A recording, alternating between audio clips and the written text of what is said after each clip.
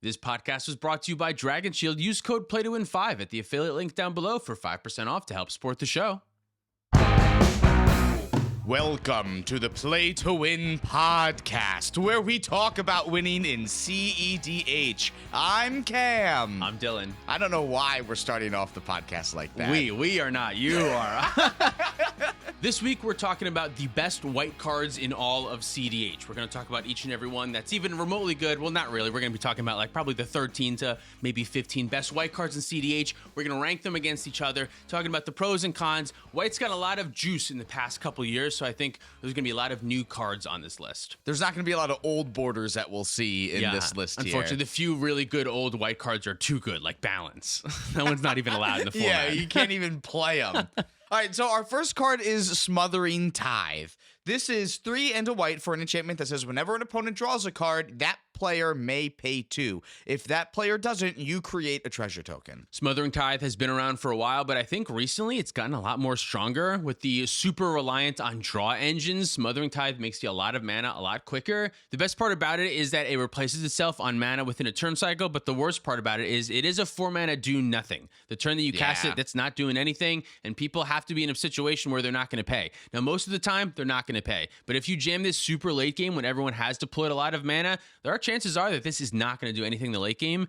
I've liked it a lot more recently because I've been playing Atraxa recently, and I think it's great in Atraxa because it helps you get to Atraxa quickly, and it's just like a big juicy spell for Atraxa to help pull ahead, but it's definitely not right for every cEDH deck. It's a really good advantage engine if you have a very intensive mana commander in your command zone. A mana intensive. What did I say? Intensive mana, which sounds a little bit like, I don't know, different for some reason. I'm really upset about my mana. Yeah.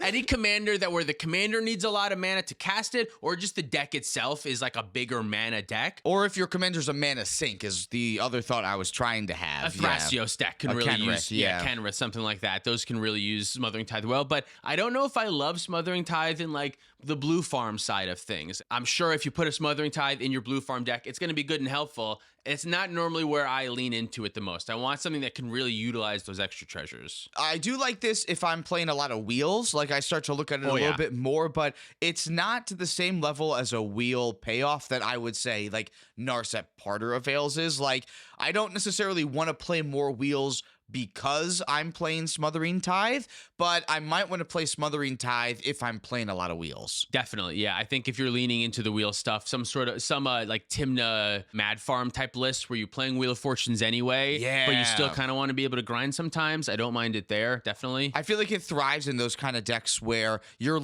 a little bit lower on colors, like you're 2 to 3 colors, but you have a commander like Tymna, so you are able to draw a bunch. You just need a little bit of extra mana to be able to get all the spells out of your hands. So. Yeah, definitely. Overall, in cEDH, I give this Smothering Tithe, it's like a 4. It's a very powerful card for sure, but it definitely doesn't go in every deck. Out of all the white cards we talked about so far, which is just this one, it's the best, but I don't think it's going to stay at top of the list for very long. Joke. Every time. No, I don't think it's going to stay at the top of the list either. I think this would also be a 4 if we decided to go about that kind of rating system. Yeah, it's a 4. It's definitely a 4. It goes in most decks, not all decks. It's not a white auto-include, but I'm thinking about it if I'm playing white. I'll definitely think about it. I will say, though, like, even in Kenrith, I consider cutting it. Because, like, it is good, but it also, like we've said, is a do-nothing spell. So, like, you are taking off a turn. And a lot of times, if players are able to identify windows, like, you can't give a player a window and then have another player give someone else a window in the same turn. Because that's when people take advantage of it and win the game. So, like, you have to be a little bit cautious about when you run this out. Is what I'm saying making sense? Yeah, definitely. You can't just tap out when knowing that someone's about to win the game on it. I feel like you have to, even though you might make the treasures to hold up some interaction, there's going to be times where you're going to have to protect yourself first. Once you're in an even situation or maybe a little bit ahead, that's when Smothering Tithe gets really good. Or obviously if you can turbo it out and get it out in turn 1 or something. Yeah. Now it's also really good though, I think, if you have a lot of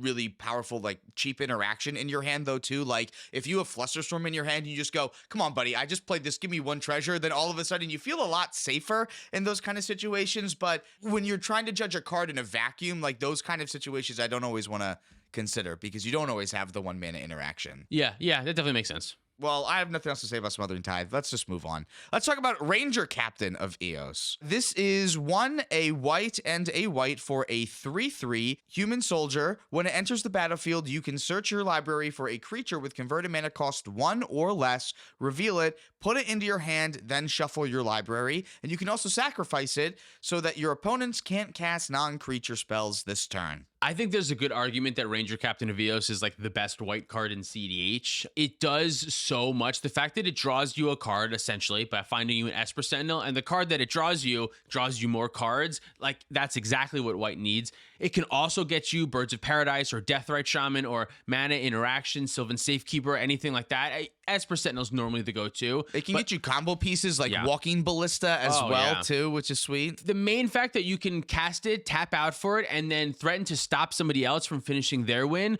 And then if it gets back to you, you can use it to also protect yourself. It goes both ways. It goes both ways. I was here yesterday. Yeah. I think it's the best white card in cEDH, honestly. I would have to go through the rest of the list for me to for sure know that. It's definitely better than Smothering Tithe, and I for sure give it at least a 5 out of 5. I should have saved this one for later, but it was the first card that I put on the list because when I think of white cards and the best white cards in cEDH, this is the first one that I think of. It's just because it does literally everything that you need it to do in cEDH. You feel so fucking safe when it's in play all the time. It's definitely a 5 out of 5. Yeah, I mean, even the Grixis deck that splashes white for it, which is, I mean, I guess you Blue Farm, yeah. You could argue that Blue Farm is an Esper deck that's splashing red, but at least at the beginning, it was a Grixis deck that was splashing white, and then you're playing a double white pip card in that splash just because of how powerful it is. I mean, we're playing with very powerful mana bases, so who cares about the splash? But double white pips is a concern, and even still, it's still such a strong card. Yeah, there's only 3 cards that you will get blown out with still, and that's Otawara, Beseiju, and Endurance. They're the only 3 cards that you'll see that will come up that will still mess you up. But otherwise, this card's going to get you out of every single jam. Yep, Solitude maybe, but no one plays Solitude except for me. No, yeah, you're the only person that plays Solitude. Well, you should play Solitude. Free interaction's really good. But yeah, Ranger Captain's incredible. It was the juice that gave white what it's needed to make it more of a playable color in cEDH, I think. It's the main pull. Definitely going at the top of our list right now, 100%. The next card we're going to talk about, we might as well talk about Esper Sentinel next since it's stapled on to the last card we just talked about. This is a 1 mana artifact. It costs 1 white for a 1/1. Creature human soldier. Whenever an opponent casts their first non-creature spell each turn, draw a card unless that player pays X, where X is Esper Sentinel's power. Yeah, I would argue this one is probably, I'm not sure again, but for me, this is probably the number 2 card in all of white. Esper Sentinel being a little mini Mystic Remore that can sometimes draw you 2-3 cards a turn cycle. Oftentimes people should be paying for it because it's just the first one, but sometimes they don't. Sometimes they can. Sometimes they've mulliganed and they need to get the mana crypt out. Esper Sentinel is super strong. It's just the juice that white needed to give it just enough card draw to really bring it in. You can play it early on. You can play it mid-game. It's still really good then. It being an artifact is kind of nice if you're in a Mox Opal deck. I always love that. Kind of bad that it feeds Dockside Extortionist, but it's very versatile. You can find it off of artifact tutors and creature tutors. We all know that Esper Sentinel is incredible, but I think it's just under Ranger Captain. What Ranger Captain does is just so much bigger. Esper Sentinel is harder to notice, but when a 1 mana card can draw you like 5 cards in a game, it's really fucking good. It's hard not to put Ranger Captain of EOS over Esper Sentinel when Ranger Captain just has Esper Sentinel on it all the time, right? Yeah. Like, it's an Esper Sentinel that also has a silence and a 3/3 body attached to it. Right, yeah, Ranger Captain is just almost strictly better. I mean, because it comes with the Esper Sentinel, like you said, so. Does that mean we can give Esper Sentinel a 5 still, or do we have to give it a 4.9? No, I think it's still a 5. Even though, like, yes, Ranger Captain is technically better, I still think they both fit the category of 5 for me, which is a staple of its color. And for white decks, I don't know that there is a white deck that I would not play both of these cards in. Is there? No, because even our next card, Grand Abolisher, there are 5-color white decks that won't play Grand Abolisher that will play Ranger Captain of EOS, which I think is telling. Grand Abolisher is 2 white for a 2/2 creature human cleric that says during your turn, your opponents can't cast spells or activate abilities of artifacts, creatures, or enchantments. I think my favorite part about Grand Abolisher is that it's a static ability. It's not an activation like the Ranger Captain. Yes, the right? Ranger Captain, they can respond to the Ranger Captain activation and say, And okay, still do I'll shit. lightning bolt your whatever, something else, make it a little bit more difficult for you. But if you Eldritch Evolution and the Eldritch resolves and they think you're getting a Dockside and you get a Grand Abolisher, I mean, that's some of my favorite shit to do with this card is sneak it out somehow with the tutor, a green tutor specifically that puts it right into play. It is a little bit still less than Ranger Captain because Ranger Captain stops your opponents also. Grand Abolisher doesn't do shit for your opponents. You can't really jam it early. Like, it's not a great turn 2 play. Just like slam it down past the turn. No, if anything, you get a lot of targets. You're going to get targeted. They're going to try to kill it for no reason. They're going to go out of their way to kill it because they're afraid you're going to win on the following turn. Yeah, they're going to throw away Bowmaster triggers on it and then like lose the game to something else. Whereas like in casual, I think you are much more safe to jam this card early and just like say the rest of your things are going to be uncounterable. In cEDH, it's going to be way too threatening. People are going to go out of their way to target like we just said. So it's kind of more of like you have to play it like on turn 5 or 6 when you're ready to win the game or like tutor for it in some other way. But it's still a very powerful card. It stops everything besides the land, the channel lands, the channel stuff, everything else. So just a little bit more than Ranger Captain of EOS. Very powerful card, but number 3 so far, I think. Worse than Esper Sentinel. I also agree that it's worse than Esper Sentinel, but better than Smothering Tithe to put it at the number 3 slot. The double white pips is a little tricky on 2 mana. That's really what hurts it the most, I think. One more thing that I want to bring up with this card is Cavernous Souls. Cavernous Souls is a card that has been recently played a little bit more with Grand Abolisher because you can name human, which can also cast some of your other powerful humans like Drannith Magistrate or I don't know, whatever else, but an uncountable Grand Abolisher is pretty much as protected of a win as you can get. And in cEDH, those are the most powerful things, is a very protected win in a lot of decks. I know Blue Farm can play that from time to time. So Grand Abolisher is still super strong, goes in most white decks, but I think just under Ranger Captain and Esper Sentinel. I agree. I'm going to give it a 4.5. 4.5 sounds great. The next card we're going to talk about then is Silence. We're just going to round out the your opponents can't do shit package. Which is the best thing that white does. This is its best ability in cEDH. This is why you play white. This is why you play white. This is what it's good for. 100%. Starting off with some huge heavy hitters. Silence is 1 white for an instant that says your opponents can't cast spells this turn. This is the OG. This is what all the new good cards are based off of. I still think this one is really fucking good. I don't know. It's hard to rate them amongst them because this to me is a 5. I'm playing this in every white deck. Absolutely. I would not say the same for Grand Abolisher, so I think it's better than that. It's hard to rate it against something like Esper Sentinel. I think Silence is a little bit stronger. It's like on the turns that you need it, Silence is much better than the Esper Sentinel is. The Esper Sentinel can also backfire. You must draw that card. So if you have a Thassa's Oracle on the stack, someone casts a spell and they don't pay for it, that's a stinker. You'll die. Yeah, I guess that's true. You know what I mean? Play Diabolic Intent in your deck. Right, And like, yeah, use but that then you as a have way to, to get you around have to find the that. Diabolic. Like, of course, there's a ton of guess, ways, yeah. but there just is a downside. Silence, its only downside is as a interactive spell with your opponents, it's not always great, but the fact that sometimes it's great, I think is a plus. Because all you really want this for is to protect your stuff, and then if it can sometimes like stop a player who like casts Underworld Breach and you silence them in response, that can be really, really powerful. So I like Silence a lot. I think it's probably the second best white card. I think it might be better than Esper Sentinel. A lot of times what it does is just draw out removal spells, which either is great or your opponents just have too much and you still lose the game. So I don't know. I was thinking that it was underneath Esper Sentinel just because the power of Esper Sentinel in the early game is absolutely just it's so phenomenal. Like there's a reason why it's compared to Mystic Remora. It makes people play the game entirely differently where yeah, Silence kind of does give you outlets to win the game, but like Esper Sentinel has like also been setting you up to win the game for 6 turns and just drawing you a ton of cards. Yeah, I get that. It's hard to compare them. They play very different roles. Like you Yeah. said, Esper Sentinel's early game, Silence's late game. The early game is very important in cEDH. Those are the turns that matter. So I could definitely see an argument for that.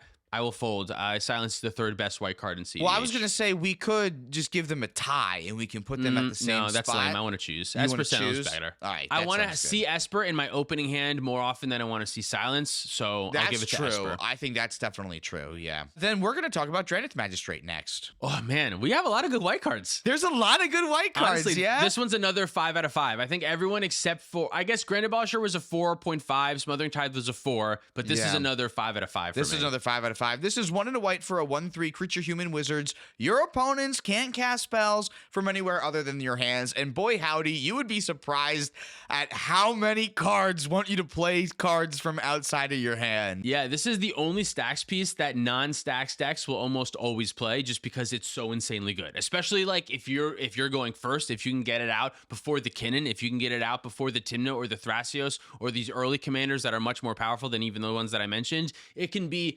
bonkers. And the fact that it also stops Underworld Breach, a very common win condition, is super powerful. It just like, it stops what the format is. It stops commanders and Underworld Breach. It stops all that shit. And on a 1/3 body that you can block pretty effectively on a lot of things, get in for damage pretty effectively with your Tymna.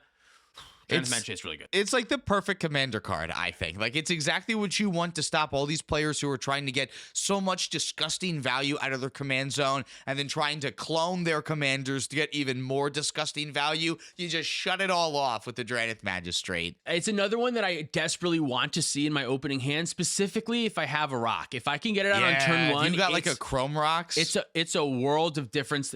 Do you want to say that again? Is it a Chrome Rocks? A Chrome Rocks. I don't want to say it again. If you can get it out early, it can be lights out. The issue is sometimes you're not going to want to play it. If you're going second after a Kinnan and they Kinnan comes out first, and then you just slow the other 2 decks down, the Kinnan deck is going to start to take over. I know this from personal experience. There are other commanders in situations like that where if you're going 3rd or 4th and somebody else gets their commander out before you play the Drannith and you just lock the other players out from playing their commander, it's going to be a tricky game. So I call that the Trinisphere problem. Exactly. It's just something that you have to look out for as a stacks player is when you're going to give the game to someone else because of how you sequence your stacks pieces. And I do agree, like, you can't just throw this out every single game on your turn 1 just because you have it on your turn 1. If someone else got out something else, like even Magda, like you can't fuck with that then. There can be situations where you use your removal to kill the Kinnan on end step, untap, and then play Drannith Magistrate, and I think doing something like that later on in the game will be much more powerful than just jamming it and giving the opponent to someone. So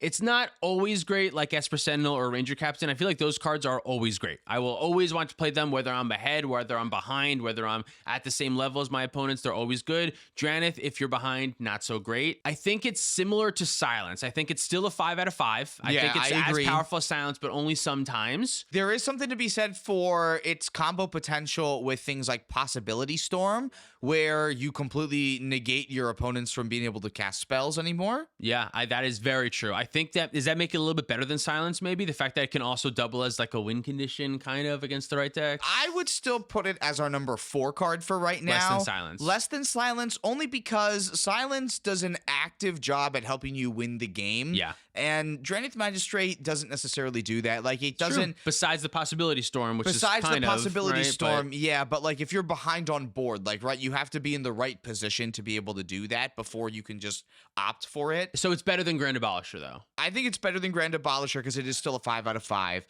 So that will push Grand Abolisher down to number 5. I think Silence is just a little bit better because of it being meaningful on the stack interaction that you can hide from opponents. That's true. It's kind of interesting. Esper Sentinel is better than Silence because Esper Sentinel is better early game, which Drannith Magistrate is also better early game. It's not as better in the early mid game. It's still good in the early game, but in that early mid game where Esper Sentinel is still good, Drannith is not good. I think I agree with you. Drannith is number 4 for sure. Yeah, I think what Esper Sentinel does in the early game is also strictly more powerful than what Drannith Magistrate is doing. Yeah, it helps you win the game. It gives you resources. In cEDH, it's better to push yourself ahead than put your opponents behind. For a smaller mana value, yeah, all that kind of good shit. You can find it with Ranger Captain. Yeah, exactly. Can't do that with Drannith. Can't do that with Drannith, yeah. All right, cool. We're going to talk about a couple of removal spells next, but we're going to talk about them one at a time. And we're going to start off with the classic, the original Swords to Plowshares. Yeah, I think there's a lot of people that right now might say Path to Exile is better. I still don't know if that's true, but we're going to nail it down today. What does Swords to Plowshare do? Swords to Plowshares is 1 white. It says exile target creature. Its controller gains life equal to its power. The most efficient rate. Just for 1 mana, get rid of any creature that's super powerful. There's going to be moments you want it to be a disenchant so bad, you want to get rid of a Rhystic Study or a Food Chain or something like that. But for what it does at the rate that it does it and the downside that it offers, it's unmatched. The life gain is almost never gonna matter. Like, yes, okay, Ad Nauseam and Neko Shore, it's not gonna be relevant. It's just, I don't think it's not nearly as relevant as the downside of Path to Exile. We're gonna talk about Path to Exile in a second, but we'll breeze through it because Path to Exile finding the land, yes, so there are gonna be situations where they don't find the land, but when they do find the land, it's so bad. And Path to Exile sucks at killing Kinnan because Kinnan plays lands. Yes. And for that reason, Swords to Plowshare is a little bit better, I think.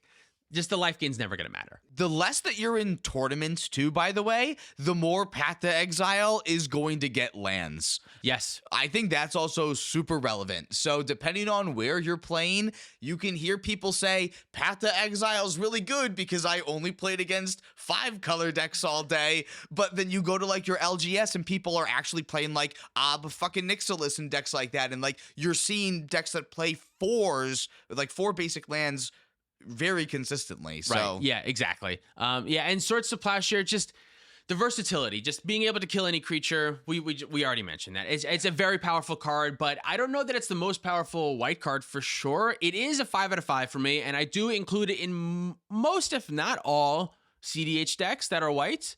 Are there any cEDH decks that aren't really looking to play this? Honestly, no. And the only decks that do remove it now are decks that don't think they want the extra creature removal spell and think that Path to Exile is a little bit better for what they need. But again, I think that is all just kind of dependent on where you're playing and who you're playing against consistently. Is it better than Drannith Magistrate? I think that's where it is. I think it's between. I know it's better than Grand Abolisher. It's better than Grand Abolisher because it's still a 5. I think it's worse than Silence, and I think it's worse than Silence. Silence, like Swords to Plowshares, does help you win the game, and it kind of like helps you stay alive. But Swords to Plowshare helps you not die. Silence helps you win. That's a kind of a difference. What's more important, not dying or winning? Winning is more important. So that's why Silence is better. I think that's why Silence is better. Realistically, they're even. Truly, I think my real opinion is that they are the same power level. But if I had to draft and I had to pick either Silence or Swords to Plowshare, I'm going to take the Silence first. What format are we drafting? Like cEDH. We're talking about cEDH. If I we're would in take some Silence sort of first. If you have to pick and somebody else gets the other one, I'm going to choose the Silence. I want to draft cEDH. Dude, that'd be fun, right? I want to draft cEDH. Like open draft cEDH. But I want my stipulation to be I don't choose my commanders until after the draft. Oh, you draft them separately. Like your basic lands, you're trying to figure out what colors you're in based on what you're drafting. I wouldn't want to like have to find Timna Crown in the draft. Like I would want to be able to go, oh, I can play Timna Crown because I found all the mana fixing for it. Oh, okay. I feel like drafting the commander that has to be part of it. Like that has to be part of the downside. See, that's why I'm not into commander draft. You don't want to play shitty commanders. I don't want to play bad commanders. Like part of it would be I'm trying to do cEDH, so I want to make sure that we're playing cEDH commanders. I think that maybe after you draft the 99, there's a second draft of all cEDH commanders, and you draft those. See, I think that's going to give you a color pie problem because you're going to get stuck with one player as Timna, and then someone else has the other fucking Orzhov partner because you can't double up on having partners. Depending how many people are drafting, I feel like you're just going to take Najila and then you'll take Kenrith and then they'll take all like the 5-color ones. Well, you can take them, but like there's only a specific amount of fixing in the draft pod, I guess. Yeah. So not everyone gets the perfect mana base to be able to play Kinnan. So like there's more people that have the opportunity to play. So you just think that after you do the draft for the 99, you should just be able to pick whatever commander you want that just isn't your color pie. Yeah, this should and then everyone does that. Yeah, this should be a cube, a cEDH cube, and you can draft. You just pick whatever. That sounds fun. I'm never putting this together. This was just a thought experiment, and I don't know how happy I am with it. Silence is good. Silence is good, but Swords to Plowshares is worse. Yep. Swords to Plowshares Silence versus is for? Drannith Magistrate. Drannith is currently better than Silence. Is that where we're at? We said Silence was better than Drannith Magistrate. Yeah. So Silence was 3, Drannith Magistrate was 4. Where do we put Swords to Plowshares? I think I want Swords over Drannith. They both stop my opponents. I agree with you. The instant speed is just nice, though. Yeah, the instant speed is what makes that good. It costs less mana. It costs less mana. It's instant speed. They do similar things. Like they stop your opponents from winning, basically. Yeah, they stop your opponents from winning, basically. Yeah, I think Swords is better. Swords deals with a card type that is notoriously difficult to deal with. So I just think its utility is really good. I didn't read Path to Exile. I'm going to read Path to Exile right now. This is also one white mana. It says exile target creature. Its controller may search their library for a basic land, put that card onto the battlefield tapped, then shuffle. So we can see why this is worse than Swords to Plowshares. Right, because the basic land, although not all decks play basic lands, and sometimes it'll feel much better than Swords, the one time that it's worse will be catastrophic. Yeah, exactly. And that's going to make me want to play Swords more often, just because I'm personally more of a fan of cards that will never have a downside. There's so many good cards. Why choose one with a downside? Right? Yeah. Like this is why I don't play Forbidden Orchard. Like, why am I giving my opponents resources that they're going to be able to use to beat me? Your mana's already like perfect, basically. Like, yeah, you have so many good options now. I kind of agree with that. There's just no reason to. It's just not worth it. Yeah, no reason to set yourself behind. I think Path to Exile is like a 4 out of 5. I think it's less than Grand Abolisher for me, but I think it's more than Smothering Tithe. You think it's more than Smothering Tithe? That's hard. It's close, but I think it's more than Smothering Tithe. Yeah. Oh, wow. Okay, I'll give that one to you because you gave me another one. Yeah. I'd rather play Smothering Tithe than Path to Exile. I think that in the decks that want Smothering Tithe want it more than they want Path to Exile. I'm really only playing Path to Exile in my 2-color white decks. And when am I playing the 2-color white deck? Probably not often. There's just so many other options I have for on the board removal by the time I add blue and by the time I add black that I never really get around to running Path to Exile. I find myself running other stuff. I'm not playing it in Atraxa, and I am playing Smothering Tithe in Atraxa, and I'm not playing it in Timnatana, but I am playing Solitude instead. I'm playing Solitude and Swords. That's the next card on the list. Do you want to talk about Solitude? Yeah, because I currently, in the right deck, I like Solitude a lot more than Path. When Solitude can potentially be free, let me read it here. It's 3 and 2 white for a creature elemental incarnation. It's a 3/2 with flash and lifelink. It says when it enters the battlefield, exile up to one target other creature. Can't exile itself. Can't exile itself, yeah. That creature's controller gains life equal to its power, and then it can be evoked by exiling a white card from your hand. So it's a free Swords to Plowshares. If you're playing enough white spells to make this good, and I don't know exactly what that magic number is, but you should feel it. I guess I should know what that number is. Whatever the number is in my Timnatana list, that's the number. It's probably a percentage. That's 20% or something. I would say I would feel comfortable at 20% or something. But if you're playing enough, the card is bonkers. I really think free is so good. It's just the interaction of instant speed free removal, and especially in a non-blue deck is super, super relevant because a lot of times when you're tapped out in non-blue, they're going to think you're out of it, and Solitude just overcomes that. Also, the fact that you can, in the late game, just cast it as a 5-mana creature can be great. And a lot of times in these like Timnatana decks, we go into the late game and playing the Solitude can be something that just is totally fine. If you can do the pitch, if you can exile white spells, I think the card's really good. I like it more than Path. Yeah, I just think it's harder to find a home for this card because of needing to pitch so many white spells. When we talk about the reasons to play white, like we've talked about silences and Esper Sentinel, and like that's why you play white. And so many decks that are also adding 3 or 4 other colors to white just don't have room to play so many of these other white cards that we're talking about. So the percentage just ends up not being there. So the fewer colors you get, the better this gets and the more busted this gets. Yeah, definitely. I completely agree. So I think that does give this card a downside, though, is kind of what I'm trying to say, though, because the more you power up your deck, the worse this card gets. And I don't think it's supposed to be that way. Yeah, it's kind of interesting that it definitely helps out the weaker decks more than it helps out the stronger decks. Which I'm glad there's cards that do that, though. Yeah, I should say that. Definitely. Yeah. It's good that those cards exist. I still love the card and I play it a ton when I'm able to, but like I wouldn't play it in Atraxa. It's just not that type of card. If you're playing blue, you're probably blue is like the main colors of the cards that you have. So it's hard to have like 2 main colors. So pitch spells in both colors can be a little tricky sometimes. And it's tough trying to warrant playing additional copies of on-board removal when you have blue in your deck too. Right, you have the bounce spells already. Yeah, which can deal with multiple permanent types. But if you're not in blue, I think Solitude's great. I think it's probably around the power level of Smothering Tithe, honestly. I give it a 4 out of 5, which is probably higher than most would give it. But no, I think I would give it a 4 too, just because its effect is incredible. And the decks that are playing it are like maximizing on how good it is. Do you think it's better than Smothering Tithe, or do you think it's worse than Smothering Tithe? I think Smothering Tithe is better just because Smothering Tithe sees play in better decks. Just for that reason, it's a little bit better, but it's very, very close. I think Smothering Tithe is going to be able to help more decks in the long run too. Just like really any white deck could benefit from having a Smothering Tithe. It's really just about like not having room for Smothering Tithe sometimes, whereas Solitude's like, I have to build my deck a specific way to make it good. So I think I agree. Yeah, that's why Path to Exile is still like probably technically better than Solitude, even though I like Solitude more. The path being you don't have to worry about pitching the white spell is going to be relevant. Let's move on to another late addition to the list, because I totally forgot about this card. Galadriels Dismissal is kind of on the same theme too. It's a white mana instant that has kicker of 2 and a white that says target creature phases out. If this spell was kicked, each creature target player controls phases out instead. So this is kind of like these same 1 mana white removal spells, except it doesn't permanently get rid of things. I'm going to be honest, I have not played this card yet. I have not cast it yet, so I don't know if I can actually talk about how good it is. It seems great. The cheapness to be able to do this at 1 mana is fantastic, and being able to do it to all of your opponent's creatures is also going to be huge, but it's a slightly different card than Swords Posture. It's kind of closer to a bounce spell. I'm not sure, honestly. I haven't played it enough to truly evaluate it, I think. I don't think I'm ever going to swap out Swords to Plowshares for this card. Right, yeah. Just because, like, I know the big upside is, well, now your opponents are still going to be stuck under that stacks piece when they go to their turn. But if I get another turn, now I have 2 stacks pieces that I have to deal with because I wasn't able to permanently get rid of the one. So now, like, I'm stuck in the same pickle I was in before. It can be good if you get stopped for your win when you get rid of a stacks piece and the stacks piece comes back afterwards, so it continues stopping your opponents. That is going to feel helpful. How many of this effect do you really want? Like, if you're looking at Swords and Path to Exile and Solitude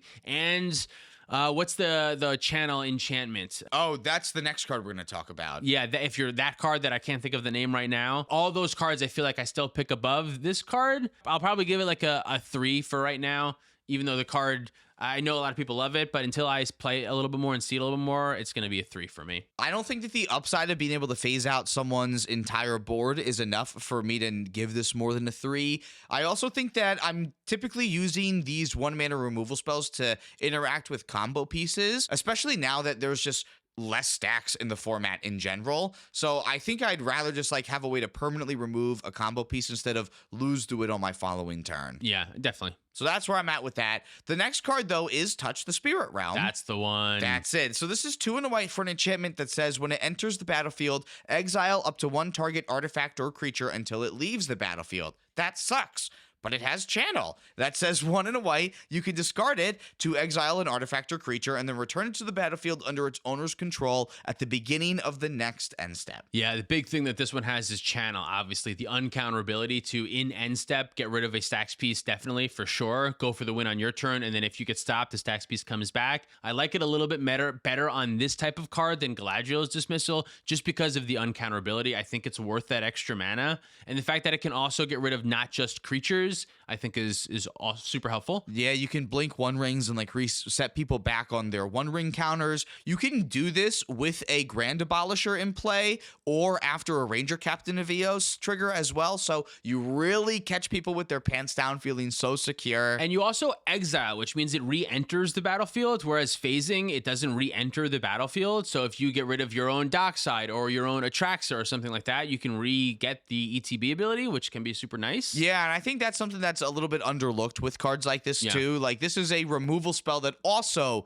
doubles a Dockside trigger, which is so cool. Exactly. And the fact that also if you're playing like Savine's Reclamation, you can like channel, discard it, and then use Savine's Reclamation to bring it back as its enchantment side and take something else. I like those overlapping synergies that it has with other white cards. We'll probably be talking about Savine's Reclamation soon, but I think this card's great. I think I'd probably give it like a 4. I think it's better than Smothering Tithe, honestly. I think it's going to be more universally better than Smothering Tithe, yes. And I think I like it more than Path to Exile too. All right, I'll give it that too. Yeah, I can see that. Touch the Spirit Realm going above Path to Exile, but under Grand Abolisher. Yeah, and I think it's close to Grand Abolisher for sure, but that's where I would put it right now. Just the upside is super high. Channel is so powerful. It's hard to underrate how powerful Channel is. I would still give it a 4 because like it's not necessarily going in every white deck. Like I think if you're playing Ad Nauseam, I start to like not want this card. And even though it can be really favorable with a Rule of Law creature in play while you're trying to Ad Nauseam, we're not seeing as many rule of law creatures. Yeah, I agree. The rule laws are going down, but we're seeing more Ristic Studies and it dodging Mystic Remorhs and Ristic Study and things like that. Super good. But not being able to interact with a Ristic Study, Mystic Remora, or an Underworld Breach, I think is also really tough too. That has gotten me to cut it a couple times, knowing that this can only exile artifacts and creatures and not the enchantments. Which is funny because, like, I won't cut Swords to Plowshares because it only deals with creatures, but I won't consider this because it can't deal with enchantments. Yeah, the 2 mana. At 2 mana, you want your 2 mana interaction to hit anything. So that makes a little bit of sense, but it's still a super powerful card. The next card we're gonna talk about, because you mentioned it, is Savine's Reclamation. This is a very powerful card. This is 2 and a white for a sorcery that says return target permanent card with mana value 3 or less from the graveyard to the battlefield. If this spell was cast from a graveyard, you may copy that spell and you may choose a new target for the copy, and it has flashback of 4 and a white. A couple things I want to say about this card. Go for it. You don't have to name the second thing that you want to get off of Savine's Reclamation when you flash it back until the copy of it is resolving. Yeah, exactly. Just a heads up to folks out there. Big reason why this card's so good in cEDH is Intuition. With Intuition, you can get this, Lion's Eye Diamond, and Underworld Breach, and no matter what, you can get that Underworld Breach back into play because either they give you the breach and you cast it, or you use Savine's Reclamation to flash back the Underworld Breach,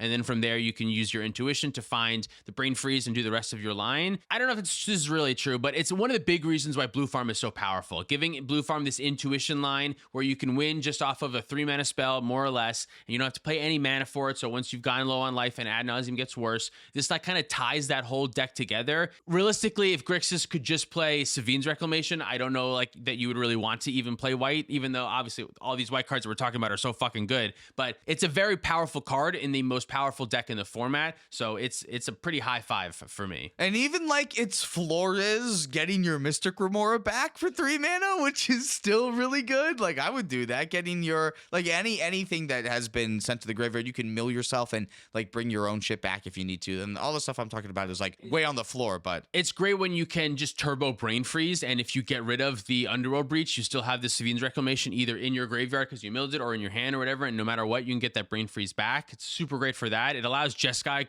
commanders to be good, I think, because of this one singular card. I agree. They don't really have any good win conditions outside of like being an infinite mana outlet, I would say, in Jeskai. Or just like the Intuition line. Like this is the best line. Your Intuition line for your Underworld Breach is super great. But I rate it very high. I think it's probably better than Esper Sentinel, but it's close to Ranger Captain. They do kind of different things. They do very different things. Savine's Reclamation, oh man, that's tough because you said that it's way up there, and I feel like you're right, but I didn't expect it to be way up there. I knew it would be better than Swords to Plowshares, and it does make that whole thing work. It makes the best deck in the format. It's like the final glue to make it really hum. Yeah. Damn. It's in the triangle of Ranger Captain, Esper Sentinel, I think. The problem is you never want to see it in your hand, though. Yeah, that's true. You don't always want to see it in your hand. It can still be fine in your hand, but it's not great in your hand. I'll give you that. It's not really great. It's just a combo piece, more or less. Wow. Okay. It's better than Silence? We think it's better than Silence? I think it's better than Silence, yeah. And all right, so then Esper Sentinel versus Esper Sentinel. I think it's better than Esper Sentinel. Although I want to see Esper in the early game, I would much rather see Savine's Reclamation in the late game. I think it's worse than Ranger Captain still, It's definitely worse than Ranger Captain, but we think it's better than Esper Sentinel. I think it's better than Esper Sentinel. I think it's our number 2 white card so far. Yeah, all right. That sounds good to me. Ranger Captain goes both ways. This one is really, it just goes your way. So I think it's still just under Ranger Captain, but it's a powerful one. Doesn't go in every white deck. Esper does. I don't know. Maybe I take my thing back. I guess that's true, but the ceiling of it is just too good. I keep what I said. In Blue Farm, it's too powerful. We've decided. Yeah, it's in there. It's in the books, and we wrote it in pen. Locked it in. Yeah, so we can't erase it.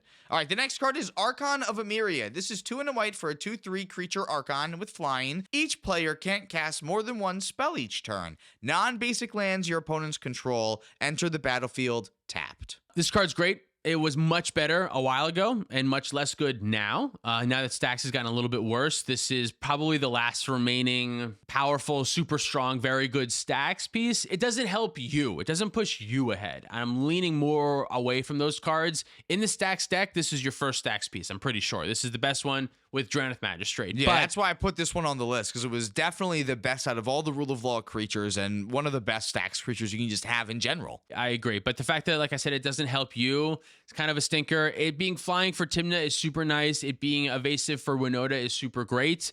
It's just not where I want to be in white right now. Yeah, I kind of agree. I think I'm going to give this card a 4 still, just because of how powerful it is. Maybe it's a 3.5, though, in the meta right now, so maybe that makes me want to put it lower. But I feel like there's a lot of decks that I would play this in before I would put Solitude in the deck. That's a tough thing for me to say now, because now that I say that, I'm realizing that a lot of the Solitude decks have overlap with the Archon of Amiria decks. It's going to be the same decks. So maybe it is still a 4. It's tricky. I think it's a 3.5, and only because I am kind of removing Archon for Solitude type things. In Blood Pot, I just took Archon of Amiria out, actually, which is kind of incredible because it's so fucking powerful. It was like my last real stacks piece. Whereas Blood Pot is now, for me, much more of just like a creature-centric combo value deck and much less of a stacks decks. There are no basically more stacks pieces. Like, there's Dauntless Dismantler, but that's also removal. There's Manglehorn, but that's also removal. There's like things like that, but everything either serves me or does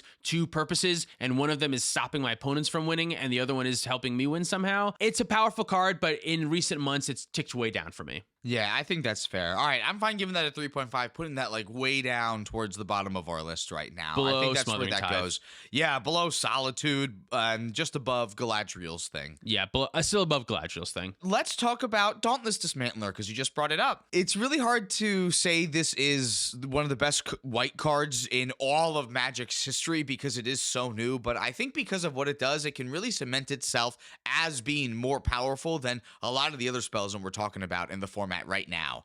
Yeah, just for what it does in the metagame of cEDH, I think it's super strong. It's slowing down Dockside Extortionists and really just like stopping that win. The whole Dockside loop can no longer happen. Slowing down mana. The main reason why I love this one so much, you said what it does, right? No, I should read it. Holy shit. Let's say what it does. It's 1 and a white for a 1/4 human artificer. It says artifacts your opponent's control enter the battlefield tapped, and for X, X, and white, you can sacrifice it to destroy each artifact with mana value X. So the things that this does is, number one, it stops your opponents from getting ahead super early on. It slows them down in the beginning of the game just from advancing their own game plan. It stops them from the Mana Crypt early, the Soul Ring early, shuts off Mana Vault and Grim Monolith and things like that. It also stops win conditions. All the Dockside loops can't happen and all that shit doesn't work. It also acts as removal. So if your opponents are trying to do something, you can get rid of specific artifacts. Now, it's kind of expensive removal. It doesn't do it the best, but it really just shuts off treasures in a bunch of ways. So, and then not only that, it makes your Dockside Extortionist really good because your opponents can't sacrifice their fresh treasures, because at some point they're going to want to go, well, just get the treasures in and then I'll untap and use them next turn. And now they can't sacrifice them. So it can help you in that way too. Oh, that's disgusting. Right? Like the 4 toughness is huge because it helps for Tymna, allows you to get in a little easier. It's really where I want my stacks pieces going forward, where they stop a little stuff at all points of the game, the early game and the win condition, and then they also act as removal, where I can get rid of shit too. That's what I'm looking for. I want to be more interactive with these non-blue decks, so I like this card a lot recently. Yeah, stacks cards that only have one line of text are no longer cards that you can play. They need to be able to do so many different things on so many different axes. I love that this has the exact stacks creature body that you want to. It gets around Lightning Bolt, which I think is incredible. Like, it gets around a Braid, so like you have to rely on other removal if you want to deal with it. It's not afraid of Orcish Bowmaster at all, so love to see Dauntless Dismantler. I think it's a 4 just because of what it does. 4. Yeah, just because of what it does in the format. I think it's better than Path to Exile and Smothering Tithe. I think it's better than Touch the Spirit Realm. Yeah, so it's I think close to Touch though. I think it's close to Touch, but I think it's going to be the best 4 on our list. I think so. What's the one right above it? Grand Abolisher, which is a 4.5. And I still agree with that. I still think Grand Abolisher is better. I agree. Just in more decks. It helps you win the game instead of just stopping your opponents from winning the game, which we've decided is better. Yes, although, like I said, with Dauntless, it makes your docksides huge sometimes. That's true, that's and it not can as help much of you an win the upside. game, but like Grand Abolisher can help you win the game in more ways. It's better to sneak in with like Creature Tutors, although this is a great thing to get off with like Creature Tutors too. And the fact that this one can get rid of things like Grafdigger's Cage at like a kind of efficient Yeah, mana. you know, in your Blood Pod deck that's specifically. That's helpful. Like being able to get rid of specific stacks pieces, that's helpful to have. Yeah, let's give that a 4. Put that right underneath Grand Abolisher. We have 2 more cards to talk about, and let's start with Enlightened Tutor. How do we go this long and not talk about Enlightened Tutor? This one's the staple of staples. What's Enlightened Tutor do? This is a white mana instant that says search your library for an artifact or enchantment card, reveal it, and then put it on top of your library. Is this one actually just the best one card in cEDH? This goes in every white deck no matter what. It definitely does. I mean, this is a turn 2 mana crypt card. The fact that it can just be a mana crypt or a Rhystic Study or an Underworld Breach or all the good artifacts and enchantments in our format. Very versatile. This is actually part of a combo you don't really see too much anymore because Spellseeker's not really played so much anymore. But if you cast Spellseeker and go get Ephemerate, you can Ephemerate the Spellseeker to go get Final Fortune. And then on your Final Fortune turn, your Ephemerate comes back from Rebound on your upkeep. Ephemerate the Spellseeker, have it go get the Enlightened Tutor. You can Enlightened Tutor for Underworld Breach then, and that way you can set yourself up so that you can Ephemerate from your graveyard and go get Brain Freeze and just take it from there. I mean, it's a very powerful card. It's definitely better than Silence, I would say for sure. Yeah, definitely better than Silence. Where is it versus Esper Sentinel? It can be Esper Sentinel if you want it to be. Sentinel. It's better than Esper Sentinel. It can also be Rhystic Study, though, and it can also be Mystic Remora. So I think it's better than Esper Sentinel. It's definitely better than Savine's Reclamation also. I think it's worse than Ranger Captain of EOS, though. It's close. It's a 5 out of 5 for sure. I'm trying to think if there is a Ranger Captain deck that I won't... Like, if there's a white deck that I wouldn't play Ranger Captain of EOS. So Ranger Captain is also an Enlightened Tutor because you get to tutor Esper Sentinel, but it goes to hand instead of your top deck. Like, there is the downside where Enlightened Tutor's not card advantage. Like, it is card disadvantage, as a matter of fact.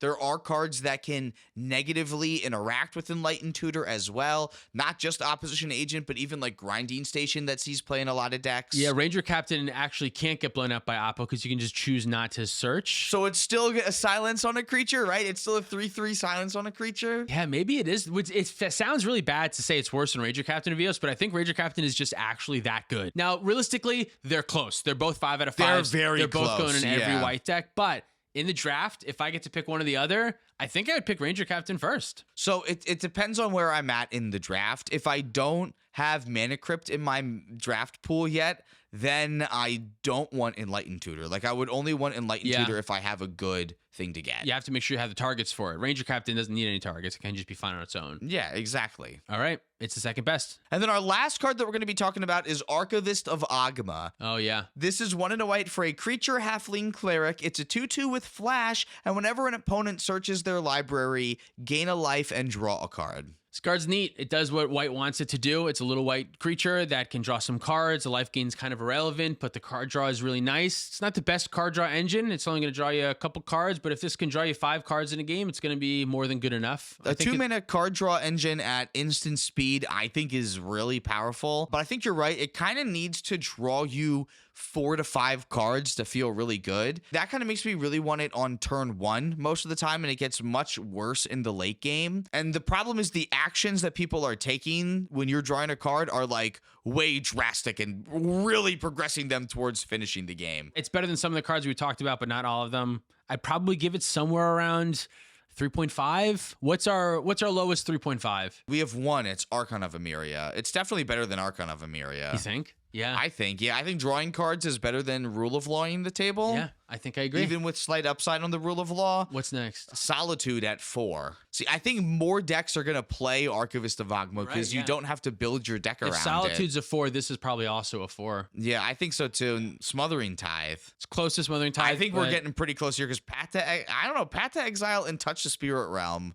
are next on the list. It's definitely worse than Dauntless Dismantler, I would say. Yeah, definitely. But I still think it's worse than Smothering Tithe. The ceiling on Smothering Tithe is just too high. So it's worse than Path to Exile and Touch the Spirit Realm? Yep. I think that's fair. Yeah, I think it's a 4, and it's just under Smothering Tithe. I think the main problem with Archist of Agma is that it's relying on your opponents to take actions for you to draw cards. Yeah. And it's not actions like casting a spell. Right. It's an action that happens less often, and when it does, the game is near over, and the card won't matter anymore. Cool. Well, that's every card that I had here. I got 1 honorable mention, okay, and only because it's brand new, and you probably shouldn't have on your list, but Trouble in Pairs is, I think, a new white enchantment that the double white pip stinks a little bit, and it's taken a similar slot that maybe a Smothering Tithe would take, but Main reason I don't really want to give it a rating is I haven't played it enough yet, but I've seen a lot of chatter and the ceiling seems quite high on this one. The ceiling does seem very high, but I've yet to see it in play or do anything. So that's why I didn't put it on the list. I don't want to rate it yet. I just want to bring it up just because it is a strong white card, and maybe in a year my opinion will be much different on it. But for right now, I'm just not sure yet. I didn't have Galadriel's thing on our original list, but we were talking about 1 mana removal spells, so I wanted to put Galadriel's thing on the list. But I guess that's a good reason to put Trouble in Paris in on the list too. It's probably going to end up somewhere around a 3.5. I don't think Probably it'll in be there higher too, than there. which means it's not going to be in our top 10. So fuck it. Should we talk about our top 10? Yeah. Do you want to hear them one at a time? I'd love to. From number 10 or From one? number 10. Yeah, go. Our number 10 white card in cEDH is Touch the Spirit Realm. I love that decision. Great decision by us. Good Wow, job, us. we're doing awesome. All right, number 9 is Dauntless Dismantler. Sure, yeah, I agree with that. Yeah. Yep. Okay, great.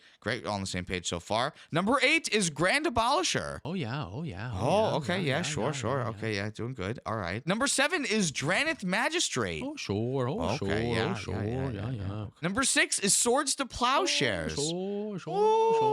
Okay, yeah. Number 5 is Silence. Oh, sure. Okay. Number 4 is Esper Sentinel. Wow. 4. Yeah. I know. okay. I'm surprised that card is so low. Yeah. Is it really worse than Savine's Reclamation? I don't know. But, okay, Ah, yeah, it's 4. We're well, locked it in. Is number it banned? 3 is Savine's Reclamation. Maybe it's worse than. It's hard. I don't know. I don't know. They're interchangeable. You can swap 3 and 4 around if you want, but this is what we said Oh, sure. 20 minutes ago. Yeah. All right. Number 2 is Enlightened Tutor. Enlightened Tutor. Kind of surprising. Yeah, kind of surprising. Yeah, kind of surprising, but like sure, realistically, yeah, think about it. It's mana crypt all the time. That card's really good. All right, and number 1 is Ranger Captain of EOS. Sure. Yeah. Ranger Captain's a really good card. That's fucking obvious. We knew that from the start. Thanks so much for watching. If you'd like to support us directly, you can do so on Patreon, like our $100 patrons. Cajole Alex, Sean in the Ice, Mark Cirillo, She Doesn't Even Go Here, SoCal Acura, Stormageddon, Luke Cook, AJ Albosabi, Demon of Rosgrees, Peter Stewart, Uncle Butts, Kawaja A. Hamid, Lauren Connell, and Baby G-Bus. If you want to pick up any of our merch, you can do that at playtowinmtg.com. Big thank you to Dragon Shield for supporting the show. Use code PlayToWin5 at the affiliate link down below to help support the show. Follow us on TikTok, Twitter, and Instagram for more content. Thank you so much for watching. Or listening. See you next time. The $50 patrons are Nicholas Balder, Raid Active, with 3s instead of E's, Tyler Watson, Brian Barrington, Zachary Colson, Tyler H, X Tyler the Tree X, Malcraft, Driving Crooner, Jabaha, Mace the Ace, Dalton Poteet, Hobo Ghost, Mitchell Shepard, Justin, Man Solo, Pedro, Jacob Depp, Michael Ballou, Jan Wildfang, Thomas Bueno, and David Nelson. This podcast. We have. So don't be surprised if you see... Wow, I'm already doing terrible.